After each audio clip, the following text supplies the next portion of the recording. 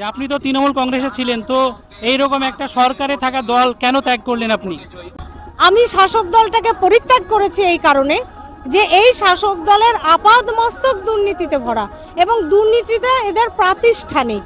মিথ্যাচার, দুর্নীতি, নোংরামি, রাষ্ট্রীয় সন্ত্রাস, মানুষের বিরোধীদের কণ্ঠস্বরকে বন্ধ করে দেওয়া, কোনো কর্মসংস্থানের ব্যবস্থা না করা, মাস্টারমশাইদের চাকরি, যাদের লিগাল, যারা যোগ্যতার ভিত্তিতে চাকরি পেয়েছে তাদেরও তো চাকরি হারাতে হয়েছে।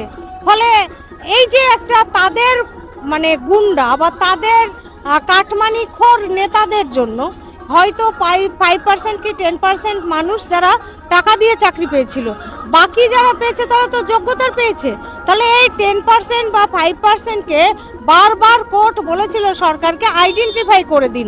যদি সরকার আইডেন্টিফাই করে দিত তাহলে এই 26,000-এর চাকরি যেত না, 5,000 থেকে 8,000-এর চাকরি যেত।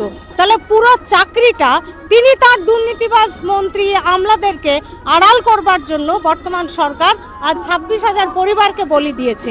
তো এগুলো, আমার তো একটা বিবেক আছে, আমি একটা হিউম্যান বিইংস, তো আমি এগুলো কি করে মানবো? আমি যদি এই অন্যায়গুলোকে প্রশ্রয় দিই, মেনে নিই, তাহলে আমার মনে হয়েছে যে মানুষের জন্মানোর কোনো অর্থ হয় না। দমকলের সার্বিক উন্নয়নের স্বার্থে দমকলের অগ্নিকন্যা, দমকলের ঘরের মেয়ে অধ্যাপিকা শাহনাজ বেগমকে হাত চিহ্নে ভোট দিয়ে বিপুল ভোটে জয়ী করুন। শান্তি সম্প্রীতি অক্ষুণ্ণ রাখতে দমকলের অগ্নিকন্যা অধ্যাপিকা শাহনাজ বেগমকে